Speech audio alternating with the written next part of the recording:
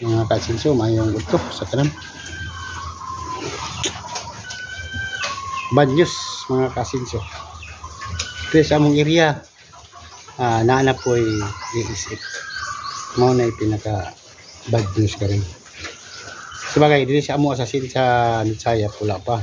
Ang silingan na mo nga lungsod. Kapit lungsod namin, may iisip positive. Pero sa amin, negative pa. Wala pang natala dito sa Nitsaya. Sa ibang bayan, kapit bahay namin, kapit lungsod namin, mayroon na. So ngayon, ang ginagawa ng aming LGU ngayon, blocking post by area. Ang perimeter nilang prevention na walang makapasok dito sa aming bayan na mga baboy. Ang sa amin lang, hindi makalabas at walang makapasok na karne. Walang makapasok na baboy, saka yung mga frozen karne. Sana noon pa yan pinabawal. Dito sa amin maraming frozen na karne. Yan ang nakababa sa presyo. Kasi ang frozen nga karne, perting mura, barato kayo. Tagwa 220. 250 pinaka yung daily niya. Paano man yan makahabol yung mga local nga karne. Ngayon lang ako nagbaboy, first time ko nagbaboy since nga kinuhaan ako ng baboy. Ngayon lang ako nakababoy, 17 17 ko yung baboy kong binili. 2,000 pa man ito, pero yung tatlo kabinta na rin mga pizza 20 taon na rin. Sana nagpa-membro ako ng PCIC, hindi pa pwede kaya bagong open. Nagpa-membro na hindi pa daw pwede, so magpaabot pa daw sa resulta kung application RSBC no? Yun. So ngayon sa amin tahimik talaga ngayon, nagka-panic yung mga tao, yung mga malaking mga baboyan. Ang presyo sa baboy namin sa amin ngayon ito 120, wala pang bumili kasi alanganin ang mga tao bumili ng karne, lalo na yung may alagang baboy. May alagang baboy kasi malatnan daw yung baboy nila. Tama naman. So dito sa amin walang kainan ng baboy, walang ihawan. Pwede mag-ihaw dalhin sa slaughter, doon itis doon. Pag positive, ililibing. So bakit mag-ihaw ka pa? Baka mag-positive, masipyat pala pag blood test na matapon yung baboy mo.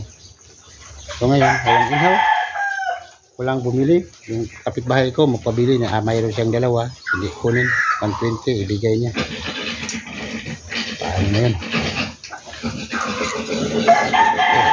Ano naman, lagi tayong sabi yung engineer kanina, yung customer ko, parang sabotage daw sabi niya, para makapasok yung mga karne, yung mga frozen karne galing sa ibang bansa. Paano na tayo?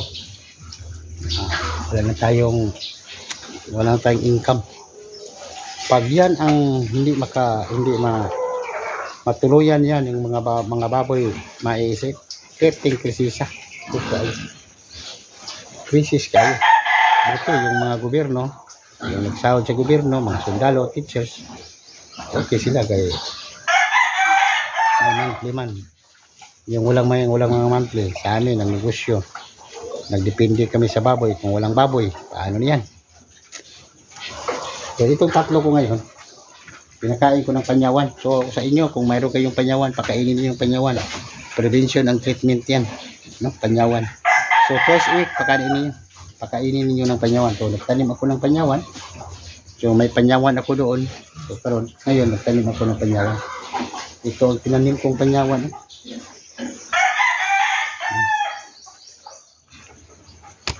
Ito. Hindi makita. Init. Yung basta mainit, hindi makita eh. Tinanim ko. Ayun na lang. Ngayon. Tapos ako ng kuwan, alas 12.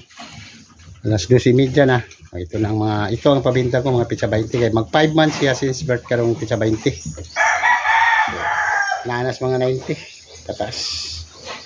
So mag-ibat, magdadating ito ng pizza 20, mag 100 ito. No? Ito na sila. Mixing. Basta mixing lang, mag 120, okay ra. 120, may sa iyo pa yan. 120. Ito ang 3 months ko. Malaki na. Kasi ito na. Since birth ha, 3 months. Ito ang 3 months. At saka ito. 3 months. 4 ito. Ang huli kong bili. 3 months ito.